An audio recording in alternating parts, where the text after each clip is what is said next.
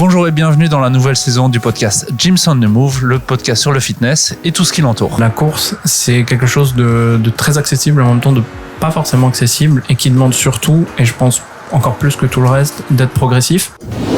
Dans cet épisode, on va parler de course à pied, de ses bienfaits, de la meilleure manière pour se lancer et également des techniques pour progresser. Non, moi je pense pas. Je pense qu'il faut juste être constant dans ta progression au niveau de la vitesse. Par où faut-il commencer pour se lancer dans la course à pied ? On peut faire ses premières sorties si on est soi-même prudent et à l'écoute de son corps. Et on en parle aujourd'hui dans le Gyms Bus. La meilleure manière de découvrir notre invité, c'est sur son appareil de fitness préféré. Et aujourd'hui, on est au deadlift avec Maxime Nicodème, il faut également le connaître comme le club manager de Gyms Mons. son appareil de fitness préféré, c'est La plateforme à soulevé de terre. la musique préférée qu'il écoute durant son entraînement, Descending de Lamb of God. son repas préféré post-workout, Les pâtes au thon à la sauce tomate.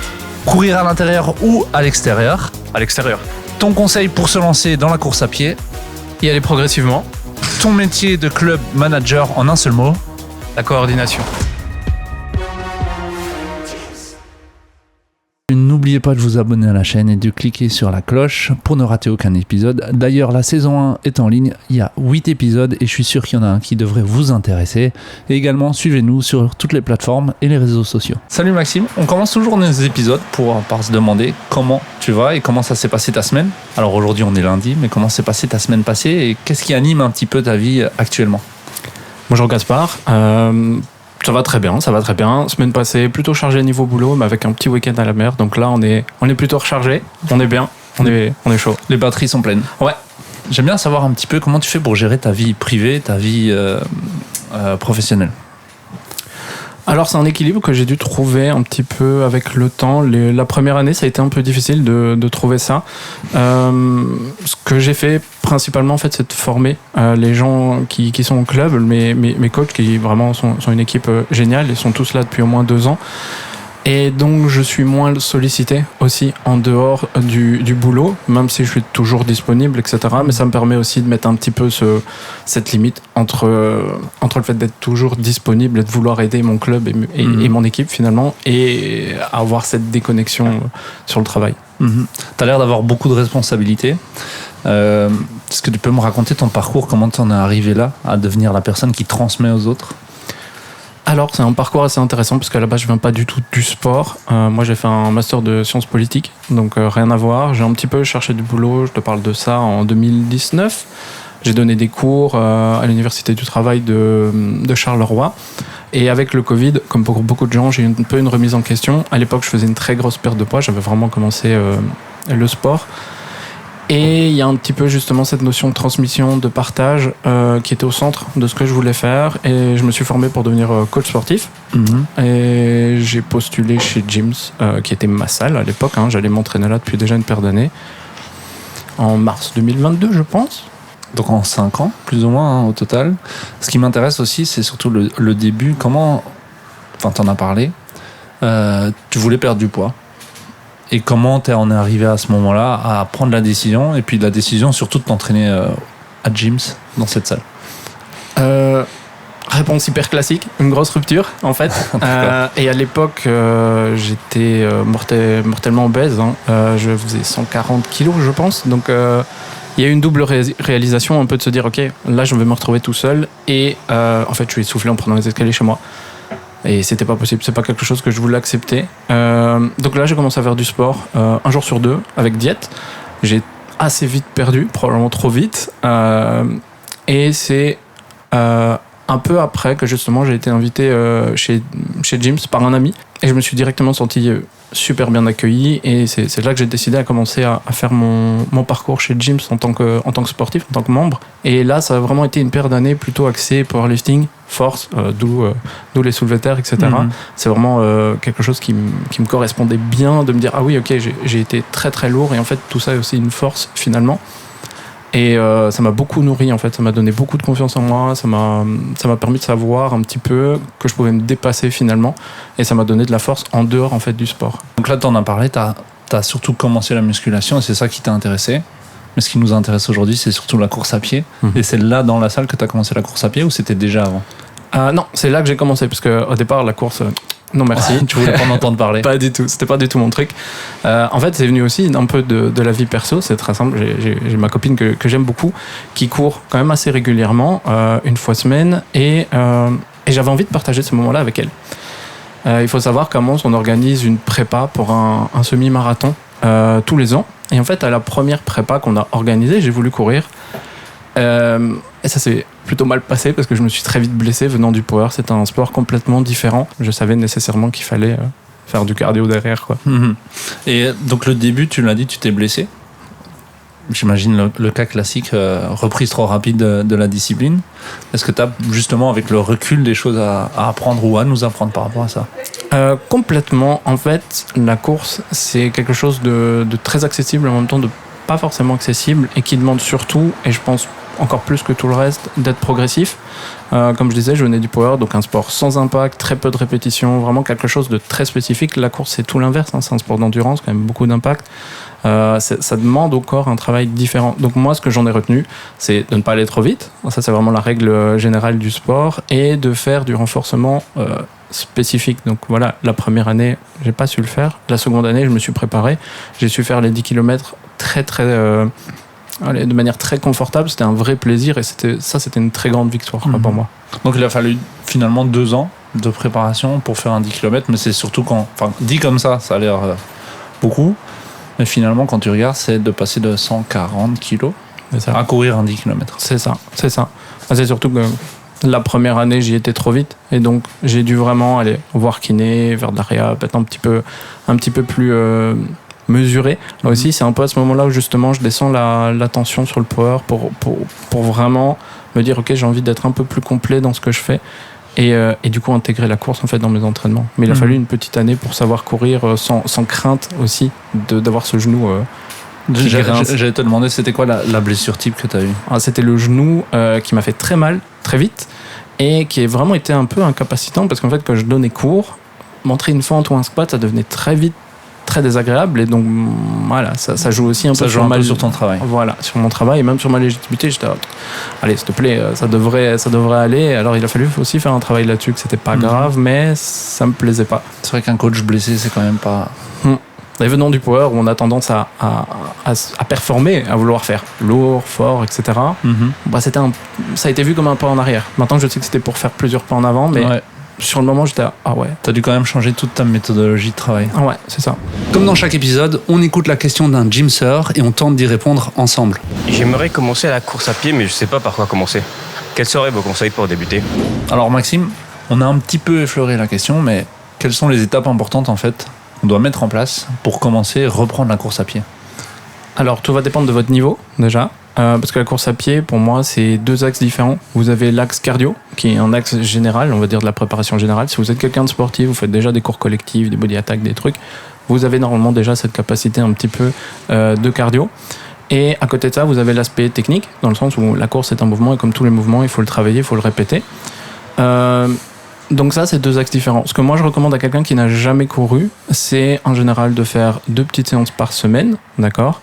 Et de faire des séances plutôt d'intervalle, à base de on court 1 minute, on marche 1 minute, on court 1 minute, et comme ça permet vraiment de préparer progressivement le corps à tout ce que la course implique. Et de là, toutes les semaines ou toutes les 2 semaines, on peut venir augmenter un petit peu cet intervalle. Mais ça permet de construire à la fois une base un peu cardio et en même temps de travailler vraiment le mouvement. Sans oublier derrière, du coup, un renforcement un peu spécifique. Et là, c'est vraiment du pur renforcement musculaire. Ouais. Voilà. Sur les mouvements de base, sur les mouvements de base, tout ce qui va travailler le bas du corps principalement. Exactement. Et puis tout ce qui est stabilisation aussi, un petit peu de pliométrie, ça peut être bien. Mais pour quelqu'un qui commence, c'est déjà très avancé, quoi. C'est ça. Si tu avais des chiffres à me donner, tu parlais d'intervalle. Combien j'en fais? Et c'est toujours difficile, hein, je sais. Mais tu dis, ouais, on court 1 minute et on marche 1 minute. Qu'est-ce que c'est courir réellement quand je fais de l'intervalle? À quelle vitesse? Quelle intensité? Comment je dois me sentir? Est-ce que tu sais nous donner un petit peu les pistes que toi tu aimes bien donner à tes clients ou aux gens que tu encadres? Alors, effectivement, question très difficile parce que une vitesse n'est pas la même pour tout le monde. Donc moi, j'aime bien plutôt parler d'intensité. Comme j'ai dit, le but de la course, c'est avant tout de faire une forme d'endurance fondamentale. Donc j'aurais envie de dire une dizaine d'intervalles sur votre séance où vous courez 1 à 2 minutes et vous marchez 1 à 2 minutes, selon votre ressenti, évidemment. Si vous êtes à l'aise de courir plus longtemps, vous courez plus longtemps. À des vitesses qui peuvent aller de 6 à 8 km/h. Et là, ça va vraiment dépendre en fait de votre ressenti et de votre passé. Je reprends l'exemple de moi qui sortais d'une obésité morbide. Courir était impossible. Par contre, quelqu'un qui fait régulièrement du sport, il va tout de suite pouvoir monter un petit peu. Donc ça, c'est vraiment pour moi la logique de départ. Quand tu dis faut pas aller trop vite au début, c'est un peu vague finalement de pas aller trop vite. À quel moment on sait qu'on va trop vite ou à l'inverse qu'on est sur le bon chemin? Je pense que la douleur est un bon indicateur. Hein. La douleur, c'est un signal que le corps envoie pour dire « Ah, attention, on va un peu vite ». Donc pour moi, c'est une bonne indication. C'est pas une super indication, mais c'est une bonne indication. Il faut évidemment aussi aller prendre des conseils. Vous pouvez en avoir. Voilà, comme je l'ai dit à Mons, on a quand même 2-3 coachs qui s'y connaissent et qui peuvent un petit peu vous recommander. Mais ça, c'est vraiment la base. C'est allez-y doucement et faites attention aux signaux qui sont la douleur. Hein. Si vous avez mal, c'est qu'il faut ralentir un petit peu le rythme et adapter probablement l'entraînement autour de la course. Vu d'où tu viens, clairement, je pense que c'est les bons conseils. Et justement, c'est ça. Bon, on avait effleuré la question, mais comment faire pour être vraiment patient et pour pas aller trop vite, encore une fois? Est-ce qu'il y a vraiment, à part la douleur, autre chose à respecter au niveau de la progression? Comment j'augmente de séance en séance? Est-ce qu'il y a d'autres choses à suivre? Alors, effectivement, déjà la patience, hein, ça c'est le mot-clé du sport, hein, c'est vraiment une preuve de sagesse. Ce que vous pouvez suivre en fait comme indicateur, vous avez le volume principalement, donc là ça veut dire est-ce que vous allez courir plus que la dernière fois, d'accord, ce qui est une augmentation que vous pouvez faire de semaine en semaine. Comme j'ai dit, on a pris une dizaine d'intervalles, on peut faire 11 intervalles ou augmenter votre temps de course sur les mêmes intervalles. Ça vous permet d'offrir une petite progression de semaine en semaine, d'accord. Vous allez voir, au bout d'un moment, l'intervalle ne devient plus nécessaire et vous pouvez tout simplement courir, d'accord. On n'a plus besoin de marcher. Et de l'autre côté, vous avez l'intensité, donc vraiment la vitesse et l'effort que vous allez mettre dans votre séance. Et donc là, ça va plutôt se calculer sur la vitesse plutôt que sur le temps. C'est en règle générale les deux grands facteurs qu'on va utiliser pour calculer votre progression en course. Je parle ici évidemment de gens qui ne veulent pas performer. Quelqu'un qui veut commencer la course, quelqu'un qui veut performer aura ses propres indicateurs par rapport à son objectif. C'est plus pour les gens qui veulent reprendre du plaisir, ou en tout cas reprendre la discipline. C'est ça. D'ailleurs, en parlant de ça, comment tu rajoutes autour de ça le renforcement? Parce que tu nous en as parlé. De faire une séance spécifique ou faire une séance cardio même à côté différente. Combien de séances par semaine je devrais faire si je me relançais? On va reprendre ton cas.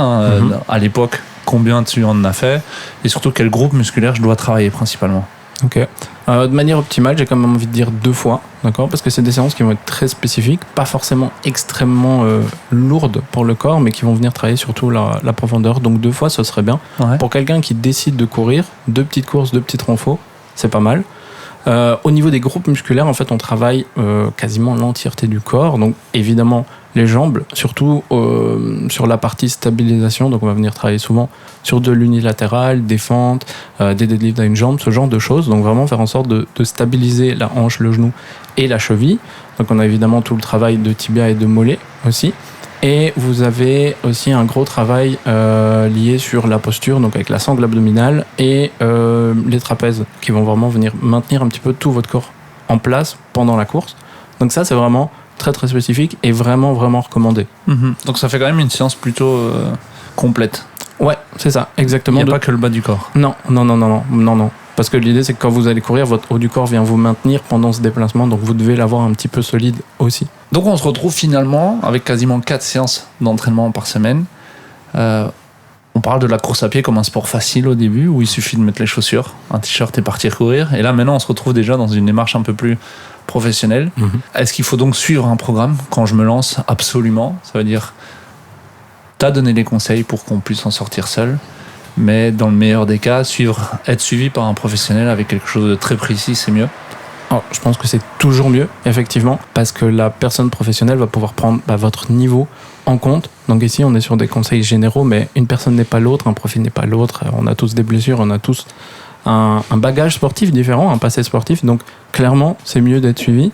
Mais comme je l'ai dit, c'est aussi très accessible. Donc on peut faire ses premières sorties si on est soi-même prudent et à l'écoute de son corps. Ça semble un peu partir à l'opposé à la base, j'ai l'impression. On parle de partir comme ça pour aller courir et finalement on se retrouve à suivre un cadre très précis Évidemment, je suis tout à fait d'accord quand c'est pour éviter la blessure. Mais si c'est juste pour le fun, est-ce que c'est nécessaire tout ça? Pas forcément. Mais Ok. ça va dépendre, comme je le dis, de ce que vous savez déjà faire. Donc je pense que si vous êtes sportif et que vous avez envie de courir une petite course, allez, une fois toutes les 2 semaines, faites-vous plaisir, quoi. Et ça dépend évidemment des objectifs. Évidemment. Et en parlant des objectifs, c'est quoi le premier objectif que je devrais me fixer si je me mets à courir? Selon toi, évidemment, 5, 10, Alors 20. 5, c'est déjà un bon chiffre à atteindre, parce que l'idée, c'est que vous pouvez tout à fait faire du 5 assez rapidement une fois que vous êtes à l'aise et sportif, et vous pouvez améliorer votre temps sur du 5. Donc sans être sur quelque chose qui est trop long. Du 10, ça devient assez vite accessible aussi une fois que vous prenez le temps de vous préparer. Maintenant, une fois que vous passez sur des semis, là, ça demande quand même une prépa un peu plus spécifique, hein, mais voilà, un 5, c'est bien. On sort un petit peu du cadre de gym. Là, j'ai une question, c'est plutôt concernant les applications de running. Est-ce que je peux leur faire confiance totalement si je veux me mettre en place pour ce 5, ce 10, ce 20 km? Toi, qu'est-ce que tu en penses en fait à ce niveau-là? Je pense que c'est des outils, et donc comme tout outil, c'est à prendre en tant que tel. Donc ça va vous donner des références pour évoluer et pour progresser. On parlait d'intensité tantôt. Si vous courez dehors, la montre, ça va vous donner un benchmark de cette intensité. Donc c'est plutôt chouette à prendre comme outil. Je pense que ça ne doit pas être la fin en soi, mais c'est un chouette outil pour mesurer sa performance au quotidien. Ok, d'accord. Et donc, dernière question là-dessus, mais c'est le sport le plus simple à pratiquer. Donc, comme je le disais tout à l'heure, il suffit de mettre ses chaussures. Et c'est un sujet hyper important. Finalement, je pense que tu as une expérience là-dessus. Comment je dois choisir mes chaussures? Est-ce que c'est vraiment important ou pas? Ou je peux prendre la première paire qui vient et me lancer dans la démarche d'aller courir? Alors, ça va toujours dépendre de l'objectif. On revient toujours à ça. Ouais. Je pense que quelqu'un qui commence la course sur des toutes petites distances avec un volume très, très, très bas par semaine peut prendre des petites chaussures qu'il va trouver peut-être pas le premier prix, mais second, troisième prix, ça peut être très, très bien. Après, je pense qu'une fois qu'on peut performer, comme dans tout, il y a du matériel qui est quand même de meilleure qualité. Hein, on parle des chaussures, mais il y a plein d'autres choses. Qui vont permettre de performer. Voilà. Maintenant, effectivement, vous allez dans n'importe quelle enseigne de sport, vous prenez des chaussures et vous pouvez partir courir, surtout si vous courez pas beaucoup. Donc ça rend la chose très accessible. C'est une fois qu'on va tester des 21, des distances qui deviennent un peu plus sérieuses, je pense que c'est mieux quand même de s'équiper un peu et d'aller voir des gens qui peuvent vous faire des pour chaussures. éviter, j'imagine, dans le pire des cas, les blessures. Dans le pire des cas, les blessures, ouais, c'est ça.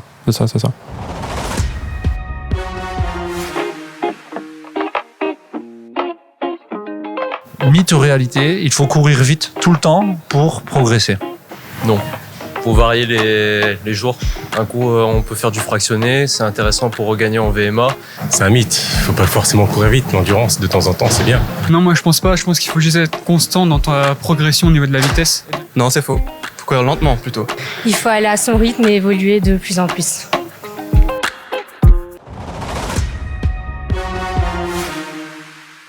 On a donc entendu l'avis des gymseurs, mais qu'en est-il réellement, Maxime? Est-ce qu'il faut réellement courir vite pour progresser? Non, clairement non. D'autant plus que la course est un sport, comme on l'a dit, d'endurance. Et l'endurance, ça se travaille avant tout sur la durée. Donc c'est clairement pas forcément le cas. D'autant plus s'il n'y a pas Je vais couper une seconde. Dis-moi. Mais non, donc pour ceux qui ne savent pas, le podcast est enregistré dans un van et on se situe sur les différentes gyms de Belgique, sur le parking. Et là, on est juste en dessous de la salle. Et donc, il arrive que parfois, une petite voiture passe derrière et qu'on n'entende pas très bien. Si vous entendez parfois, lors de nos discussions, des bruits différents, c'est parce qu'on est vraiment au cœur du sujet dans les salles de fitness. Je pense qu'on peut y aller. Ok. Non, il ne faut pas forcément courir toujours plus vite pour s'améliorer. Au contraire, la course est un sport d'endurance, donc c'est un sport qui se fait relativement lentement. Il faut que ce soit un effort d'une intensité basse à modérée qu'on maintient sur de longues périodes. Donc pour moi, pas du tout. C'est au contraire un conseil qu'on va garder de côté et qui est vraiment spécifique à la performance et pas sur toutes les séances non plus. Donc dans un premier temps, aller doucement, comme d'habitude, comme on a dit. Et puis aller un peu plus vite. Ou surtout plus longtemps? Un peu des deux. Un peu des deux, un bon mélange des deux. Donc c'est vrai que si tu accélères trop vite, courir toujours trop vite, c'est trop d'impact, trop de vitesse sur le corps. Et là, on risque la blessure, encore une fois, et c'est ce que personne veut. Exactement.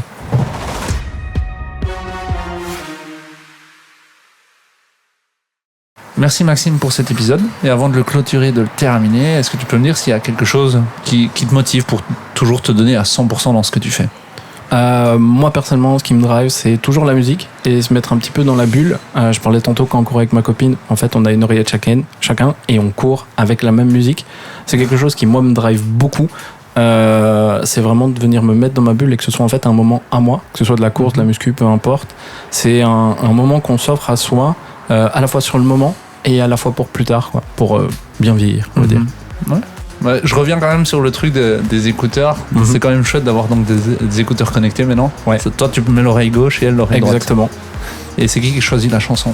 Alors, on fait des playlists partagées, donc ça c'est vraiment chouette. Et quand on a fait le 10 à 2, on avait préparé notre playlist à l'avance pour avoir vraiment quelque chose qui durait le temps qu'on voulait faire et qui montait crescendo. Donc on travaille ensemble, voilà, c'est ma meilleure équipière et donc ça c'était vraiment un gros plaisir de pouvoir être dans la bulle mais finalement à deux. Merci, parce que je trouve ça hyper chouette. J'étais en train de me le dire, je vais le faire. Je vais pas souvent courir comme ça, mais la prochaine fois j'y penserai.